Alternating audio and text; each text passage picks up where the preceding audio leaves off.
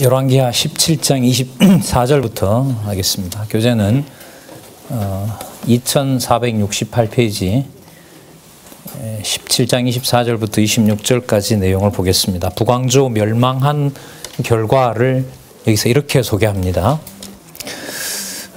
사자들이, 여호와께서 보낸 사자들이 사마리아 여러 성에 사는 열방 사람을 죽입니다.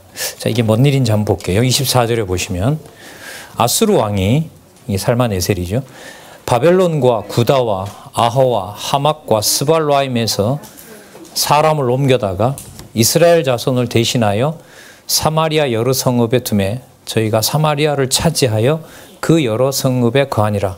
그러니까 아까 사마리아 사람들은 붙잡아다가 니느웨로 보내버리고요, 저기 북쪽, 동북쪽으로 보내버리고, 지금 말하면 그 터키 북부나 이란, 이라크 쪽으로, 이란 쪽으로 보내버린 거죠. 거기로 보내버리고, 사마리아 땅에는 바벨론과 그 북쪽에 있던 사람들을 그 사마리아에 와서 살게 한 겁니다. 그런데 이 표현을 잘 보시기 바랍니다.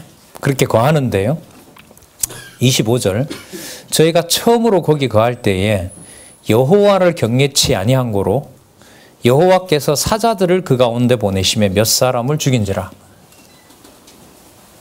그 여호와를 알 리가 없죠, 이 이방인들이. 그런데 사자를 보냈어요. 물어 죽입니다. 그걸 지금 뭐라고 설명하고 있냐 하면 여호와를 경외하지 않았다는 겁니다.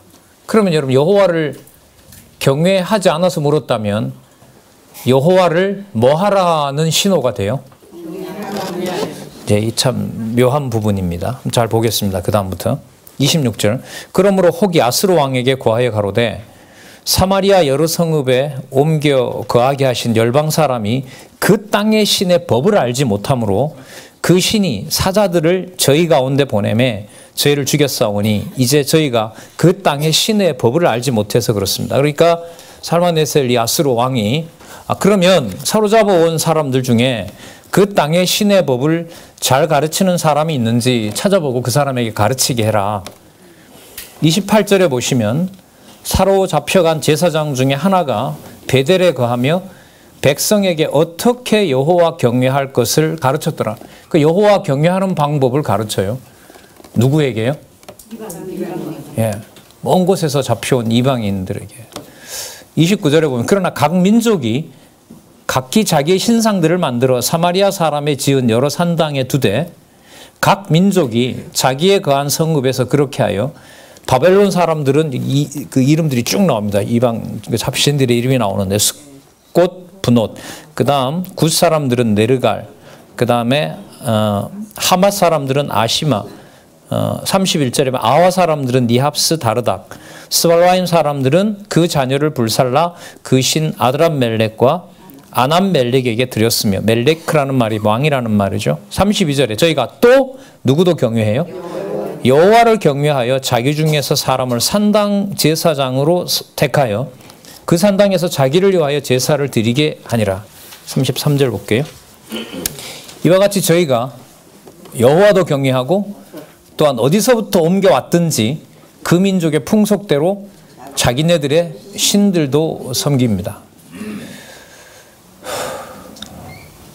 이런 일이 벌어졌습니다. 뭐의 결과가요? 북왕조 패망의 결과가요. 여러분, 솔로몬 시대 때 보면 침략해 온 것이 아니라 시바 여왕을 비롯해서 많은 남방과 북방 일대에 있는 많은 그 왕들이 솔로몬에게 방문을 하죠. 솔로몬을 찾아옵니다. 솔로몬의 지혜와 또 솔로몬이 세운 성전을 구경하기 위해서. 그러나 이제 왔다 다 돌아간 거죠. 지금경으로 보면 이방에 의해서 예루살렘 성이 아니자 사마리아 성이 이제 개방이 된 겁니다. 나중에 어디도 망하죠.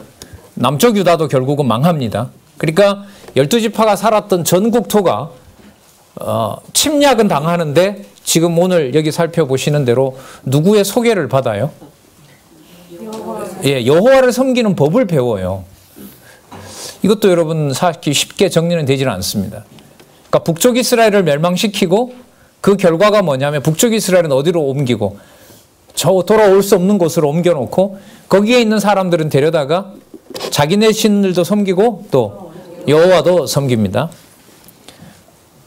자, 누가 하시는 일이죠, 이거? 여호와께서 하신 일이에요? 네, 이러셔도 되죠? 되나요? 북쪽 이스라엘은 망하게 해서 못 섬기게 하고 이방 침략군인 이방인들에게는 여호와를 알려주고 그냥 자기네들 신 섬기다가 사마리아에서 망하였더라 이렇게 나오면 제일 편하고 좋아요. 여기가 저는 제 기준으로 보면 사자가 물어 죽이는 일로부터 시작해서 아까 이런 잡신들을 섬기던 자들은 그냥 전부 다 사자가 나타나서 다 물어 죽였더라 이래 나오면 좋은데 이게 이렇게 안 나온단 말이에요. 자, 이 일은 나중에 바벨론에 의해서 멸망하게 되는 여러분 원인이 됩니다. 이건 선지서에 가면 답이 나와요. 이사야부터 예레미야, 에스겔, 다니엘 나오잖아요. 특히 이사야, 예레미야, 다니엘 그리고 소선지서에 가면 이방이 왜 멸망을 하느냐. 모압과 암몬, 에돔, 그 다음에 아람, 그 다음에 아수르 제국, 더 나아가 바벨론 제국 이 모든 제국들이 여호와 하나님의 이름을 알려줬는데도 뭐 한다? 나를 섬기지 않았다는 이유로 선지서에 가면 이방 대적들을 멸합니다. 근데 그 일이 언제부터 시작이 되는 거예요? 당신이 우리한테 언제 여호와를 알려줬습니까? 그게 여러분 어디서부터 시작이 돼요? 북쪽 이스라엘이 망하면서 그들에게 뭘 알려줘요? 누구를? 여호와를 알려줘요. 그리고 그 이유 때문에 섬기지 않았기 때문에 뭐 하냐면 멸망시켜요. 그런데 멸망되는 그 자들 사이에 누가 있는 거예요? 여호와를 부르는 자가 있고 에스라 시대 때부터 여러분 이제 우리 연구반 잘 보시라고 그랬죠. 돌아오는 족속들이 유다를 중심으로 하지만은 범위가 넓어져요. 범위가 넓어지게 돼요. 이 사실을 그리스도가 모를 리가 없고요. 그리스도께서 오셔서 천국이 가까웠다고 했을 때 예루살렘만 계시면 안 돼요. 반드시 사마리아로 가셔야 되고 스리아 땅으로도 가셔야 되고 거기 가서 잃어버린 백성도 찾아내셔야 되고 본인 혼자 하기가 버거워서 그런 건 아니지만 이 속도를 내기 위해서 내가 가야 되고 성령께서 오셔서 시간과 공간 예수님은 혼자밖에 일 못하시잖아요. 성령이 오시면 예루살렘에서부터 많은 사도들과 복음 전하는 자들이 동시다발적으로 메대도 가고 120도 에스더 시대 때 흩어진 데도 가고 거기서 여러분 여호와 이름을 부르게 되고 사도행전 나오는 기록에 보면 그 당시 예수님 돌아가신 이후에 6월절에 온 세계에서 온 사람들이 각각 자기 나라 말로 누구를 듣더라? 뭘 듣더라? 베드로의 설교를 듣더라. 이렇게 강론을 듣더라. 이렇게 나오잖아요. 그 일에 여러분들이 출발이 여러분 사마리아 함락에서부터 시작이 된다고 생각을 합니다. 자, 이 부분은 선지서까지 쭉 가야 설명이 더 되고요. 요즘 이제 선지서 하고 있는데 소선지서에 가면 이런 내용들이 나타납니다. 자, 주목할 사실이 하나 나타나는데 2471페이지에 보면 자, 17장 34절에서부터 41절 나오죠. 여호와의 명령을 어기고 그 풍속을 따라 우상을 섬깁니다. 여러분 이게 주어가 누굴까요? 물론 여호와께서가 맞는데 여호와의 명령을 어기고라는 것을 누가 하는 걸까요? 이게 이방인입니다. 그러니까 이방인들에게 누구를 섬기지 않았다고 책망을 해요? 그러면 누구를 소개하는 거예요? 여호와를 소개하는 일이 벌어져요, 여기서. 자, 볼게요. 34절. 상당히 많은 내용을 얘기를 합니다. 저희가 오늘까지, 그 오늘까지라는 말은 바벨론에 의해서 망하는 날까지, 그러면 바벨론에 왜 망했느냐? 사마리아 땅도. 그리고 사마리아 땅에 있는 자들이 이방인들이 왜 망할 수밖에 없었느냐? 여호와의 존재를 알려줬는데도 여호와를 뭐 하지 않았다? 섬기지 않았다. 그래서 멸망할 수밖에 없었던 거죠. 그러면서 바벨론 이후에 고레스 때가 되면 여러분들 지금 에스라, 느헤미야 나가서 확인하시면 다 드러납니다만은 제국의 왕이 고레스의 대를 이어서 다리오 왕이라든지 아하스웨로 왕이라든지 아닥사스다 왕이라든지 전부 이 고레스 제국의 페르시아 제국의 왕들은 에스라와 느헤미야를 도와서, 그리고 여호수아 제사장에게 명령을 내려서 돌아가서 뭘 하라고 그러죠? 성전을 세우고 성곽을 증축하라고 하는 일이 벌어집니다. 그때 에스라 같은 경우에는 120도에서 돌아오지 않은 유대인들은 그 자리에서 여호와 섬기고, 되는 사람들은 3개월의 오랜 기간을 거쳐서 예루살렘에 와서, 예루살렘은 뭐가 됩니까? 개방이 되죠.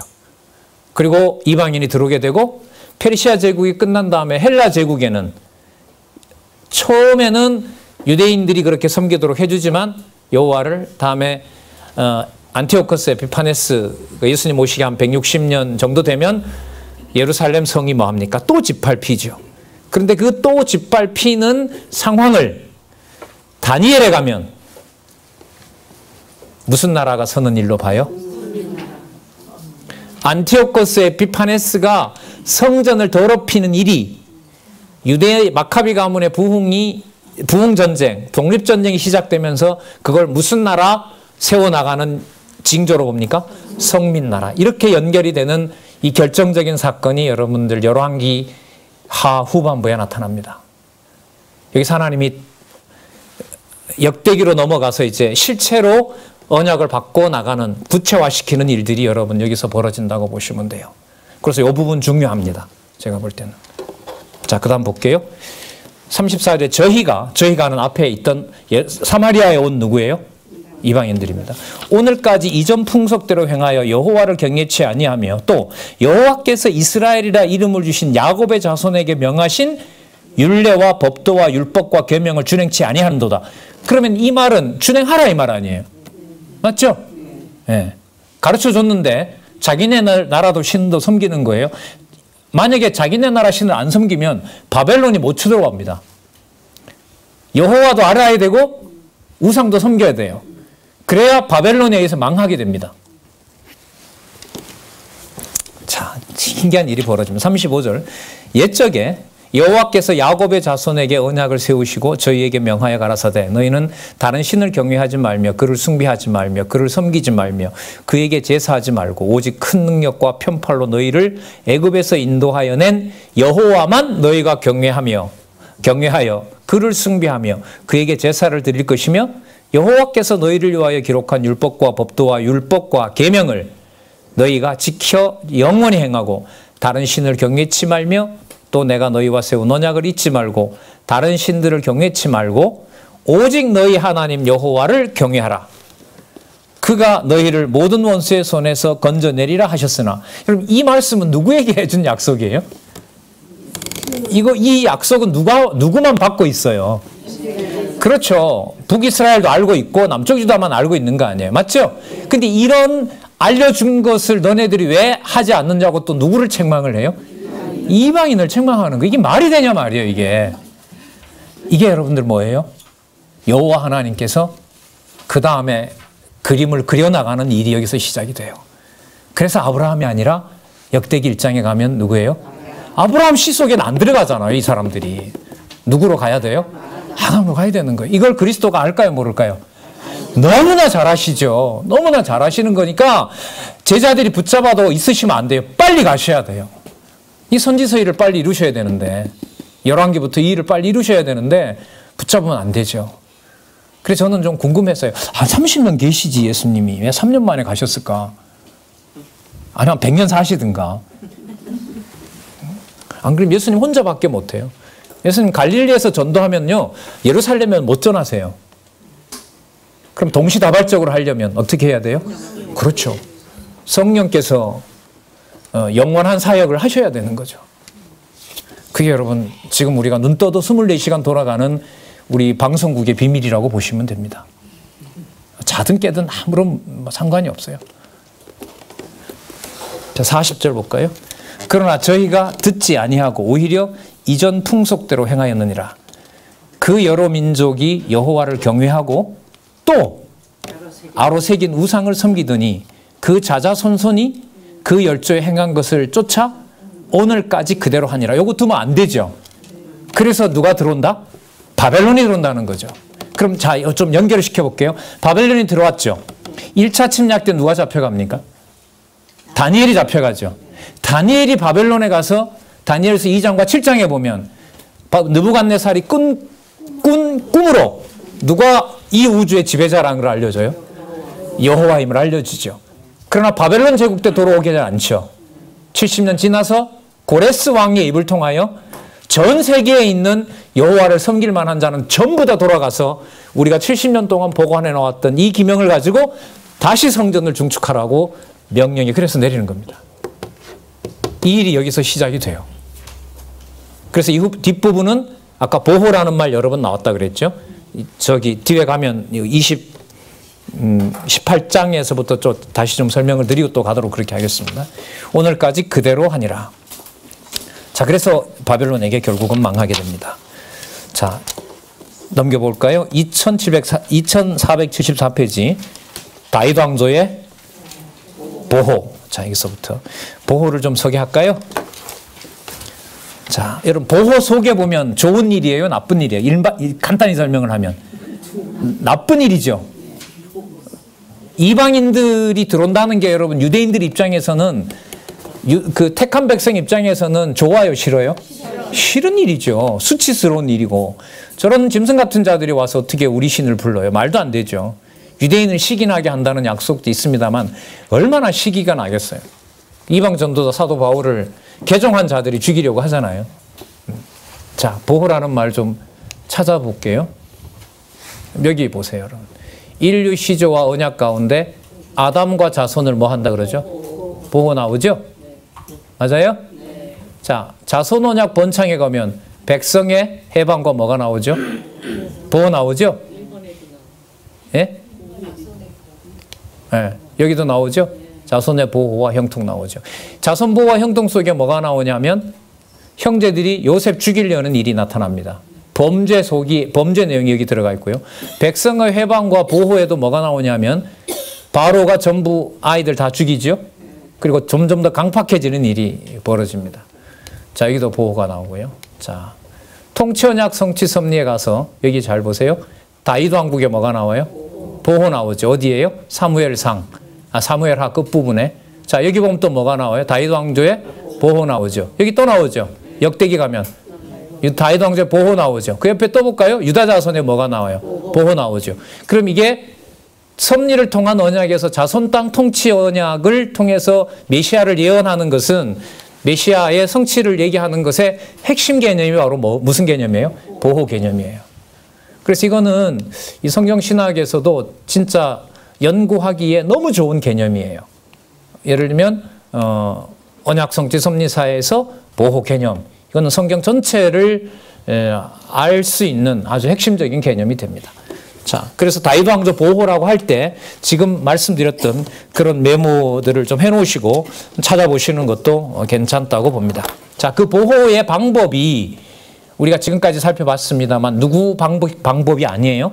그렇죠. 우리 방법이 아니에요.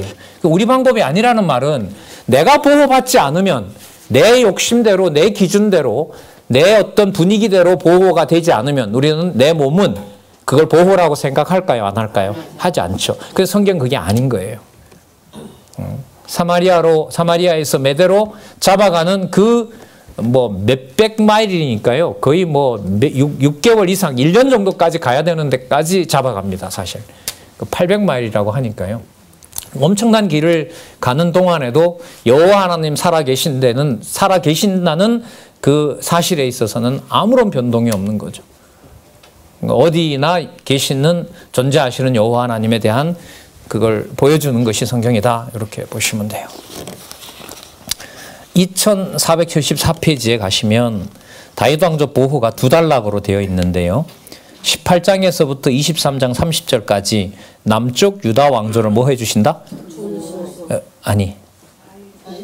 자, 다윗 왕조 보호 그 본문의 두 번째 단락, 밑에서 두 번째 단락 두 번째 줄. 자, 그 내용 가운데 18장에서부터 23장 20절 남쪽 유다 왕조를 뭐 해주신다?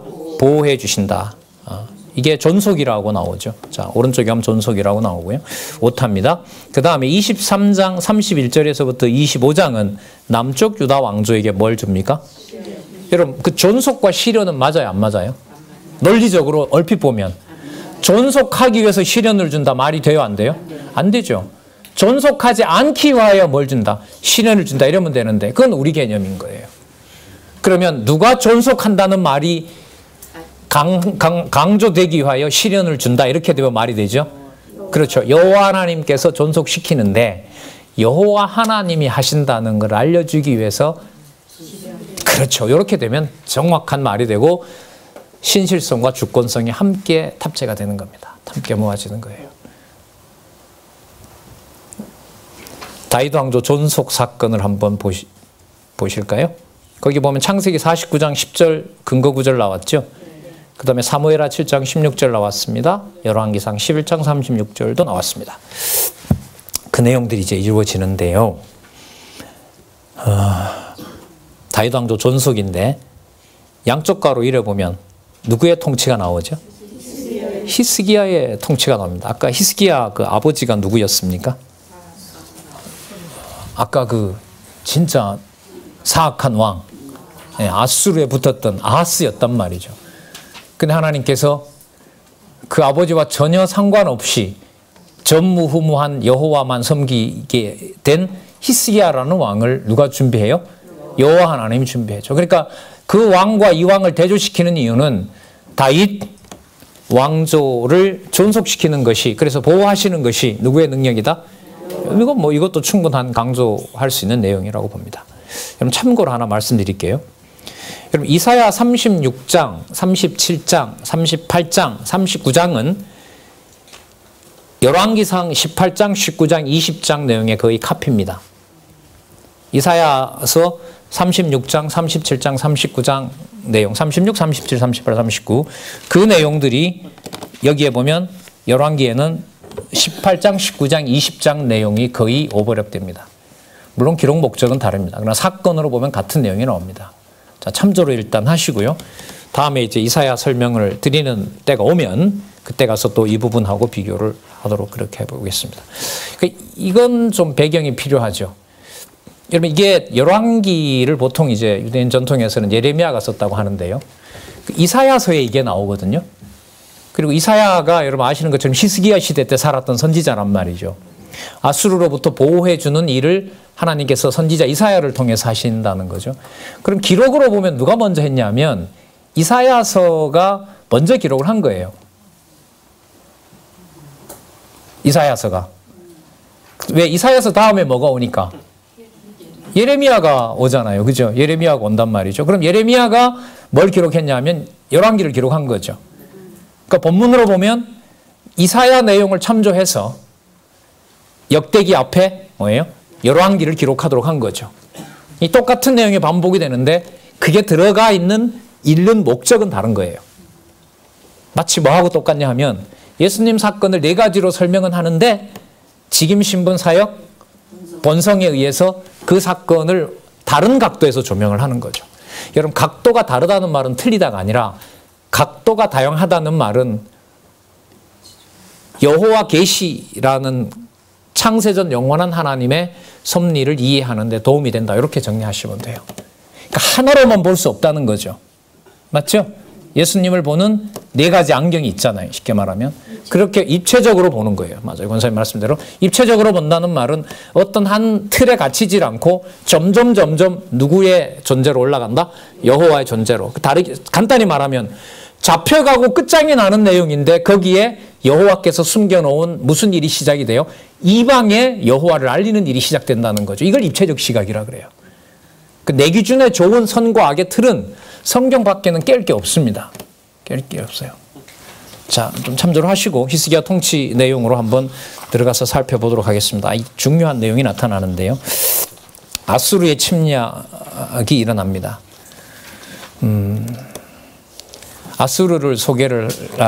히스기야를 소개하고 있는데 18장 5절 한번 읽어볼게요. 18장 4절 한번 읽어볼까요? 여러 산당을 제하며 주상을 깨트리며 아세라 목상을 찍으며 모세가 만들었던 놋뱀을 이스라엘이 이때까지 향하여 분향합니다. 이것을 부수고 느후스단, 저거 놋조각이다, 저거 우상이다, 그렇게 불러버리라 그러는 거죠.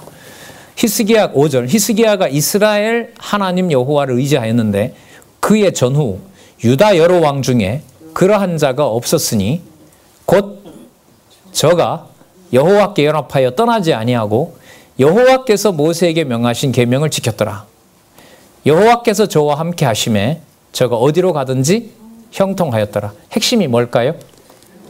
여호와께서 저와 함께 하심에, 여기에 초점을 맞춰야겠죠. 여호와께서 함께 하심에. 그러면 이후에 나오는 내용에도 이 내용이 연관이 되겠죠. 그럼 이 하나는 나오는 내용이 무슨 행위든 간에 그게 여호와 하나님께서 뭐 하는 거예요? 함께 하시는 거고, 여호와 하나님이 함께 하신다는 것이 확인이 되면 그걸 형통이라고 합니다. 자, 여기 볼까요? 자손의 보호와 뭐가 나와요? 형통이 나오죠. 여러분, 이게 창세기 37장에서부터 50장까지입니다. 창세기 37장에서부터 50장까지 요셉이 총리가 됐기 때문에 형통입니까? 아니죠.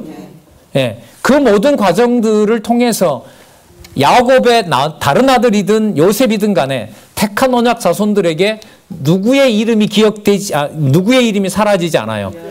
그게 보호고 그게 형통입니다. 그래서 기도할 때 형통하게 해주십시오, 이 말을 비성경적으로 많이들 쓰고 있죠.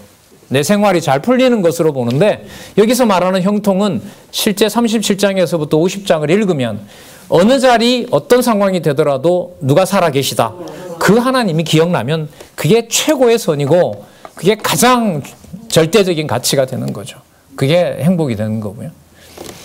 자, 요 7절 여러분 기억을 좀 하시기 바랍니다. 저가 아수르 왕을 배척하고 섬기지 아니하였고 블레셋 아버지와는 다른 길을 가네요. 블레셋 사람을 쳐서 가사와 그 사방에 이르기까지 망대에서부터 견고한 성까지 이르렀더라. 여러분, 요 평가를 나중에 23장 25절에 가면요, 망하기 전에 개혁을 했던 또 다른 왕이 나오죠. 요시야가 나옵니다. 요시야와 관련해서도 23장 25절에 가면 이런 평가를 또 한 번 합니다. 자, 한번 찾아보실래요? 미리? 자, 23장 25절. 어쩔 수 없습니다. 우리가 어쨌든 본문이 취약한 부분이 많기 때문에 본문 중심으로 좀 이렇게 확인을 좀 드리도록 그렇게 할게요. 자, 한 구절씩 찾는 것 참 저도 조심스럽고 별로 마음에 안 듭니다만은. 자, 23장 25절을 제가 읽어볼게요. 요시야와 같이 마음을 다하며 성품을 다하며 힘을 다하여 여호와를 향하여 모세의 모든 율법을 온전히 준행한 임금은 요시야 전에도 없었고 후에도 그와 같은 자가 없었더라. 그럼 여러분, 히스기야와 요시야가 누가 잘했나 비교하는 게 의미가 있을까요, 없을까요? 그렇게 하시면 안 됩니다. 자, 주제를 잡으셔야 돼요. 누구의 보호? 다윗 왕조의 보호. 지금 18장에서부터 25장까지 다윗 왕조의 보호. 자, 다윗 왕조의 뭐? 존속. 여기서는 존속이요. 존속을 그러면 누구 때부터 누구까지? 북쪽 이스라엘이 망했던 당시에 히스기야를 통해서 여호와의 이름을 보호해 주시고, 바벨론에 망하기 직전에도 요시야를 통하여 분명히 말씀해 주시고, 누가 살아계신다? 여호와께서 살아계신다. 이걸 분명히 알려주시는 거죠. 그리고 잡혀가서는 다니엘을 통하여 또 여러 선지자들을 통하여 계속해서 보내시는 거죠. 그러면 나중에 그리스도가 오셔서 세우는 나라에 가장 중요한 게 바로 뭐냐면, 그리스도도 서두르셨던 빨리 계시 기록이 완성이 되고 그걸 택한 백성이 모두가 다 빨리 보는 방법밖에 가장 좋은 방법이 없는 거예요. 그 요한계시록이 여러분들 22장이 어떻게 끝나요? 더하거나 빼면 가만두지 않는다. 계시 기록의 완성과 관련돼요. 그래서 교회 시대 장로교의 표지이기도 하죠. 교회의 표지이기도 하죠. 하나님의 절대 진리, 하나님의 말씀. 이것을 여러분 거스리고는 하나님의 나라, 하나님 교회를 설명할 수가 없습니다. 이게 어느 한 부분도 우리가 지금 간단하게 히스기야를 소개했고 요시야를 소개했지만, 히스기야가 어떻고 요시야가 어떻고라는 데서 우리가 빠져나오잖아요. 빠져나오는 길을 여러분들 지금 보고 계시잖아요. 이게 바로 다윗 왕조를 존속시키는, 아까 히스기야의 그 7절, 18장 17절에 다시 한번 볼게요. 누가? 여호와께서 저와 함께 하심에 저가 어디로 가든지 뭐 하였더라? 여기다 여러분 요셉 넣어도 돼요. 요셉 넣으면 돼요. 근거를 가져온다면. 여러분, 하나님의 교회는 더 하겠죠. 성령께서 오셔서 돌보는 교회는 더 합니다. 이게 가정교회고요. 부부교회고 가정교회고 이게 양육교회고 은사교회입니다. 그래서 자꾸 말씀을 드리잖아요. 이 큰 틀에서 선지서의 근간이 되는 열왕기 역대기의 연결성을 보면서 나중에 시가서에 가면 솔로몬, 모세도 그렇고 솔로몬도 그렇고 다윗도 그렇고 솔로몬도 그렇고요. 자기 나라가 진짜 아니라는 걸 알아요. 이 나라를 얼마나 기다린지 모릅니다. 그 시작하는 나라 선지서로부터 시작하는 것이 이사야부터 말라기까지입니다. 그 나라를 그리스도가 오셔서 천국이 가까웠다고 완성되었다라고 얘기하시면서 당신이 보여주시고 토대를 놓으시고 성령께서 오셔서 이스라엘의 여러분 회개를 위하여 지금 선명하게 길을 가고 있는 거죠. 그래서 교회는 우리 의도와 우리 작품이 아닙니다. 그냥 사건이고요. 그럼 구경 좀 간단히 말씀드리면 이런 엄청난 축제를 볼 수 있다는 것 하나만으로도 다른 어떤 것과 전 비교할 수 없다고 봅니다.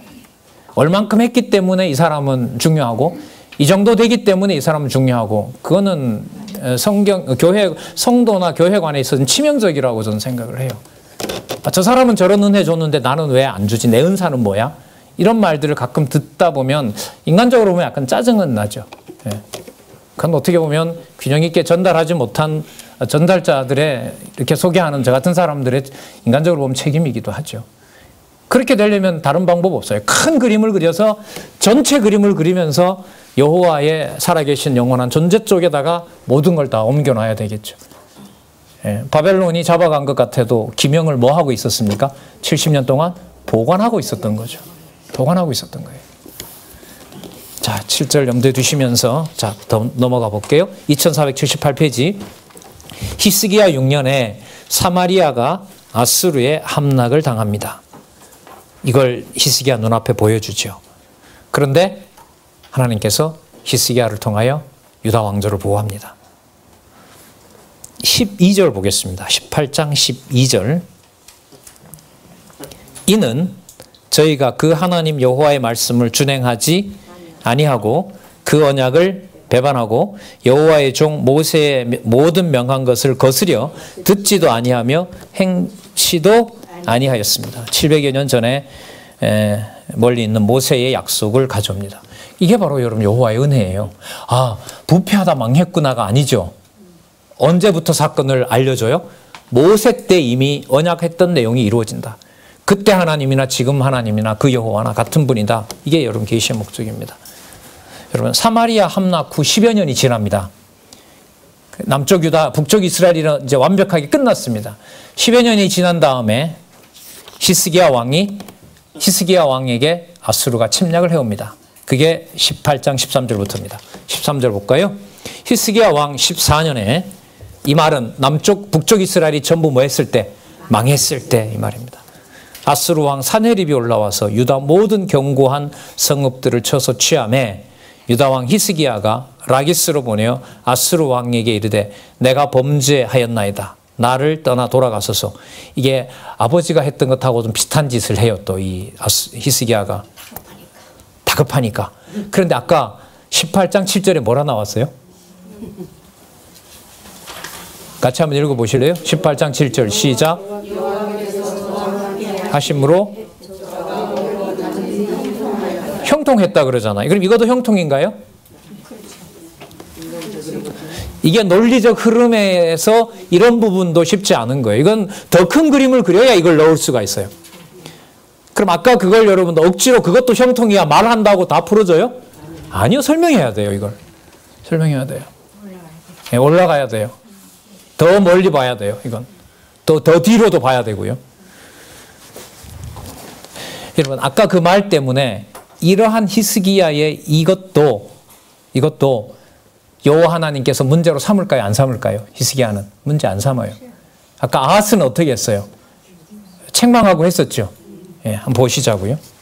이런 부분들이 사실 쉽지 않습니다. 15절 볼까요? 히스기야가 이에 여호와의 전과 왕궁 곳간에 있는 은을 다 주었고 또 그때의 유다 왕 히스기야가 여호와의 전 문의 금과 자기가 모든 기둥에 입힌 금을 벗겨 모두 누구에게? 예, 주었더라. 예. 그럼 아까 그 9절 18장 7절하고는 맞아요? 안 맞아요? 누구 기준에 안 맞아요? 그렇죠. 여호와라는 주어를 넣으면 맞아요. 그럼 간단하게 말씀드릴까요? 보디발의 집에 가서 억울한 누명 쓰고 요셉이 감옥에 갇혔습니다. 형통입니까? 아닙니까? 형통입니까? 아닙니까? 여호와라는 주어가 붙으면 여호와를 잊지 않기 때문에 형통이 되는 겁니다. 그러면 여호와께서 히스기야와 함께 하셨다고 한다면 굴욕적인 모습을 히스기야가 보이더라도 다윗 왕조의 보호와 형통입니까? 아닙니까? 맞습니다. 그렇게 읽어보셔야 됩니다. 그럼 아까 이거 하고 남쪽, 북쪽 이스라엘을 망하게 한 다음에 어느 민족에게는 또 여호와를 알려줘요? 이방인에게는 여호와 이름을 알려주잖아요. 여러분 이걸 어떻게 정리하냐 말이에요. 자기 백성은 멸망시켜서 여호와의 이름을 알려주고 사자까지 보내서, 그럼 사자에 물려 죽은 사람이 안타깝겠지만 물려 죽지 않은 사람이 봤을 때는 누구를 꼭 섬겨야 되겠다고 얘기를 할 수밖에 없어요. 야, 여호와 안 섬기면 사자 물려 죽어. 그러면 사자를 보내준 게 살아남은 사람 입장에서 보면 누구를 더 섬기는 계기가 돼요? 더 섬기는. 그렇게 했는데 남쪽 유다는 어떻게 해요? 아수리의 침략을 받아서 그 멋진 히스기야가 굴욕적인 일을 벌여놓는단 말이죠. 굴욕을 당하게 한단 말이죠. 그럼 여기서 여호와께서 하시는 일로 여호와 중심으로 이 개념을 정리하지 않으면 어떻게 할 수가 있겠어요? 여러분과 제 삶도 마찬가지겠죠. 뭐 앞에 말만 쓴다고 다 믿어지는 건 아니란 말이죠.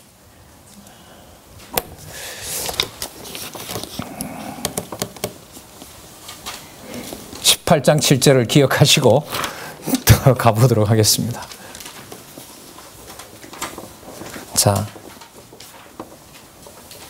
그거는 마무리를 했는데요. 아수르 사람 이 랍사게가 와서 히스기야를 조롱을 하고요. 여호와의 이름을 뭐 하냐면 조롱합니다. 이게 여호와께서 행하시는 일이에요. 아까 그런 히스기야에게는 굴욕을 당하게 하는데 여호와의 이름이 굴욕을 당할 때는 여호와 하나님이 처리해버립니다. 자, 볼게요. 이 다르단 17절에 보시면 아수르 왕이 다르단, 랍사리스, 그 다음 랍사게 이렇게 하는데 이 랍사게가 말을 잘합니다. 19절에 보면 랍사게가 저희에게 이르되 너희는 히스기야에게 고하라. 대왕 아수르 왕의 말씀이 너가 의뢰하는 그 의뢰가 무엇이냐. 내가 싸울 만한 계교와 용력이 있다고 한다마는 이는 입에 붙은 말뿐이라. 빨리 항복해라. 21절 이제 내가 저 상한 갈대 지팡이 애굽을 의뢰하도. 여기 보면 남쪽 유다는 또 이것 가지고는 안 되고요. 아수르는 막았고 또 애굽에 가서 의존도 하려고 하는 거죠. 이걸 나중에 예레미야가 책망하는 거죠. 여호와 이름을 못 부르게 합니다. 그러면 여러분 여호와 이름을 못 부르게 하는데 지금 제목은 뭐라고 나와 있어요? 다윗 왕조의 존속이라고 나와 있죠. 그죠? 예. 그리고 보호로 향하게 된다는 겁니다. 여호와 하나님께서 하시는 거죠. 22절 볼까요? 너희가 혹시 내게 이르기를 우리는 우리 하나님 여호와를 의뢰하노라 하리라마는 히스기야가 여호와의 산당과 제단을 제하고 유다와 예루살렘 사람에게 명하기를 예루살렘이 단 앞에서만 숭배하라 하지 아니하였느냐. 그 거짓말이다. 아무리 히스기야가 하는 말을 따라가 봐라. 그 거짓말이다. 여러분 앞에 보면 히스기야의 아버지였던 누구였어요? 아하스죠. 아하스가 성전에 손을 대죠. 그걸 다 바꿔놨단 말이에요. 그러니까 이걸 히스기야가 다시 다 돌려놓은 거예요. 대청소를 한 거예요. 이럴 때 하나님께서 랍사게를 보내요. 야, 히스기야가 그래 하면 하나님 너희들 도와준다 그랬지. 그게 되는가 봐라. 이 랍사게가 진짜 미운 인간이에요. 그러니까 율법도 잘 알고요. 역사도 잘 알고 통역도 능통하게 합니다. 그런 자를 하나님께서 보내서 여호와의 이름이 욕을 당할 때까지 놔둡니다. 그 다음에 아수르를 여기 보면 아수르 왕을 치는 일을 그 다음에 하게 되고 히스기야를 보호하는 일이 벌어집니다. 자, 어떤 능멸까지 하냐면요. 25절 한번 보시기 바랍니다. 18장 25절. 이게 지금 랍사게가 하는 말이에요. 내가 어찌 여호와의 뜻이 아니고야 이제 이곳을 멸하러 올라왔겠느냐. 여호와께서 전에 내게 이르시기를 이 땅으로 올라와서 쳐서 뭐하라? 멸하라 했다. 거짓말인지 지어냈는지 모르겠지만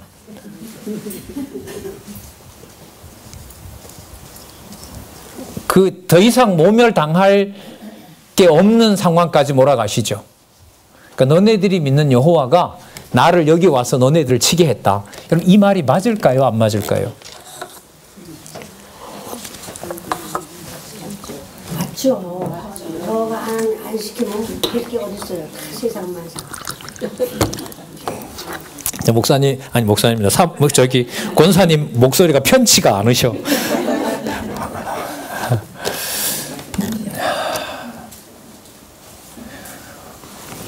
제가 랍사게가 아니라고 생각을 하고 제가 한번 읽어볼게요.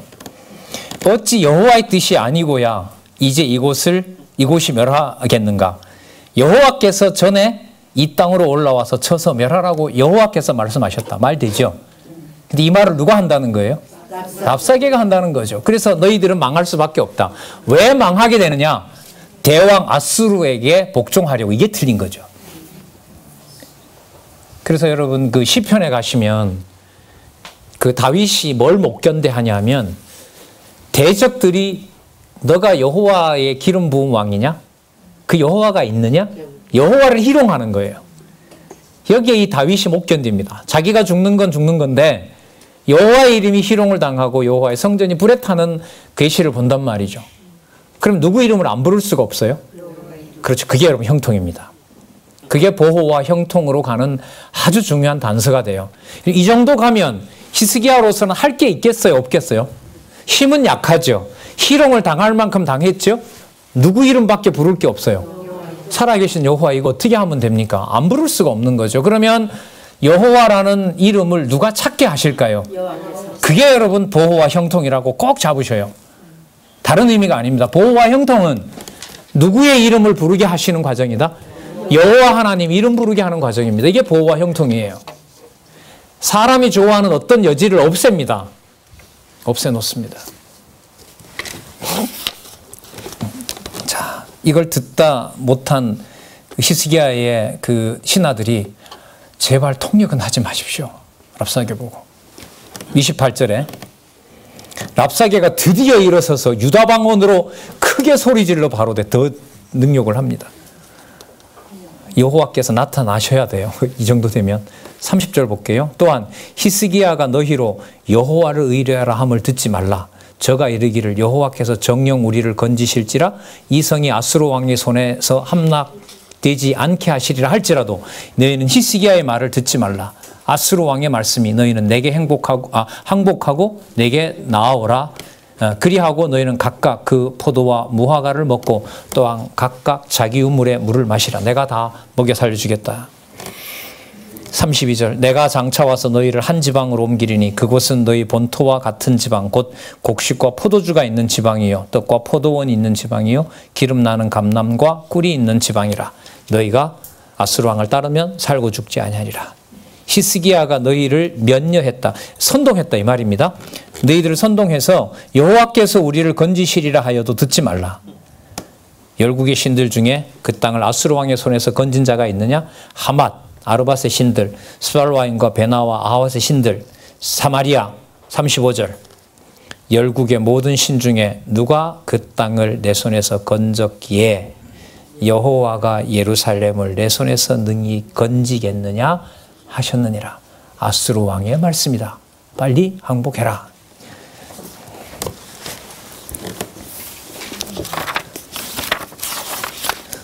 자, 히스기야가 보고를 받습니다. 이걸 먼저 들었던 신하들이 아무 대답을 하지 않습니다. 36절에 볼까요? 그러나 백성이 잠잠하고 한 말도 대답지 아니하니 이는 왕이 명하여 뭐 하지 말라? 대답하지 말라 했습니다. 이에 hil기야의 아들 국내 대신 엘리야김과 서기관 셈나와 아삽의 아들 사관 요아가 그곳을 찍고 히스기야에게 나아가서 랍사게의 말을 고하니라. 자, 히스기야의 승리 볼게요. 히스기야가 뭐 힘이 있어서가 아니라 하나님께서 히스기야로 승리하게 하신 거죠. 자, 19장 1절 히스기야 왕이 듣고 그 옷을 찢고 굵은 배를 입고 여호와의 전에 들어가 국내 대신 여러 신하들에게도 굵은 배를 입히고 아모스의 아들 선지자 이사야에게로 사람을 보냅니다. 3절에 히스기야의 말씀이 오늘은 곤란과 책벌과 능력의 날이라. 아이가 임산하였으나 해산할 힘이 없도다. 그러니까 여호와께서 도와주지 않으면 살 수가 없는 거죠.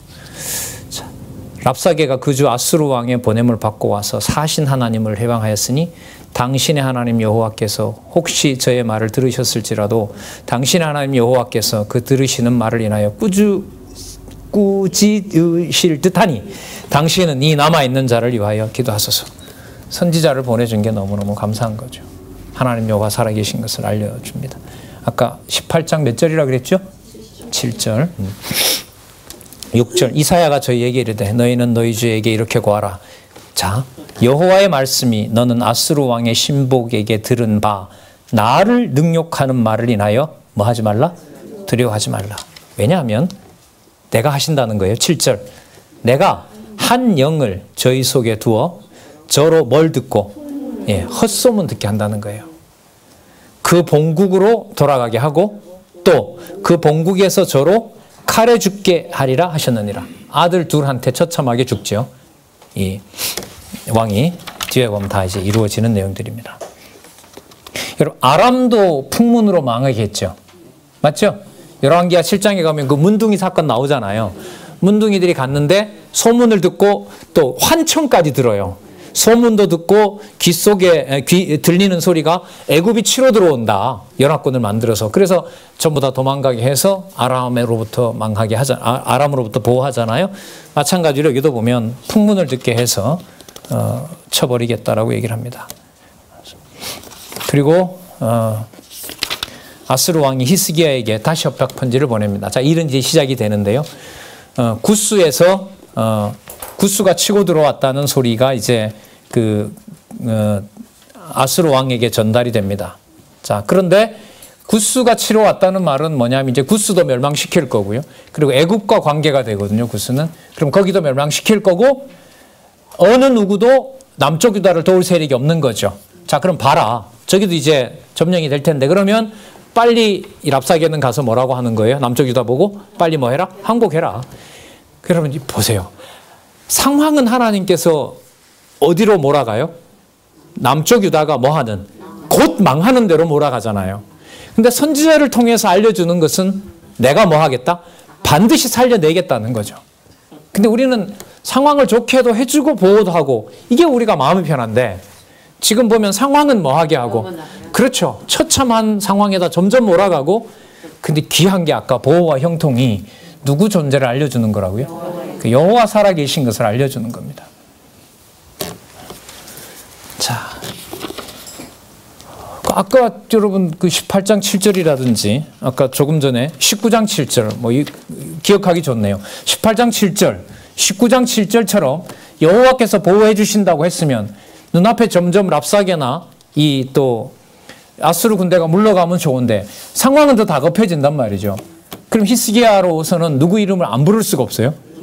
그래서 여러분 19장 14절에서부터 19절에 보면 히스기야가 여호와 앞에 편지를 펴놓고 기도를 드립니다. 제가 선지자로부터 이런 걸 받았는데 자 15절부터 볼게요. 이게 보호와 형통입니다. 그 앞에서 기도하여 가로되 그룹들 위에 계신 이스라엘의 하나님 여호와여 주는 천하만국의 홀로 하나님이시라. 주께서 천지를 조성하셨나이다. 여호와여 귀를 기울여 들으소서. 여호와여 눈을 떠서 보시옵소서. 사내립이 사신 하나님을 회방하러 보낸 말을 들으시옵소서. 여호와여 아수르 열왕이 과연 열방과 그 땅을 황폐케 하고 또 그 신들을 불에 던져 싸우니 이는 저희가 신이 아니요 사람의 손으로 지은 것 곧 나무와 돌뿐이므로 멸하였나이다. 우리 하나님 여호와여 원컨대 이제 우리를 그의 손에서 구원하옵소서. 그래야 하시면 천하만국이 주 여호와는 홀로 하나님이신 줄 알리라 하나이다. 주 여호와만 하나님이시다. 그 기도의 핵심은 여러분 여기서도 가장 많이 나오는 낱말이 뭐예요? 예, 몇 번째 세어보지는 않았는데요. 매절마다 나오죠. 매줄마다. 맞죠? 그러면 유다의 보호와 형통의 핵심은 뭘까요? 여호와 하나님 찾게 하시는 거. 지금도 마찬가지입니다. 삼위 하나님께서 성부, 성자, 성령 이른바 영존하시는 하나님께서 부부교회에서부터 함께하는 지체들과 함께 일어나는 모든 일들 세상 권력 속에다 두시고 하나님께서 여호와의 이름을 부르게 하시는 것이 바로 우리들의 신령한 예배 생활이다. 이렇게 정리해도 될 것 같습니다. 자, 이사야를 통해서 다시 한번 응답을 받습니다. 자, 볼게요. 아모스의 아들 이사야가 히스기야에게 기별을 합니다. 이스라엘 하나님께서 자, 이렇게 말씀하셨다. 자, 이 부분이 좀 연결을 해 가는데 좀 뒤에까지 계속 쭉 봐야 돼요. 일단 오전은 여기까지 하겠습니다. 이게 하고요. 19장 20절에서부터 이제 어떤 흐름으로 가고 이게 남쪽 유다가 또 부패하게 돼서 망하게 되는지 그건 우리 식사하고요. 보도록 하겠습니다. 19장 20절부터 하도록 하겠습니다.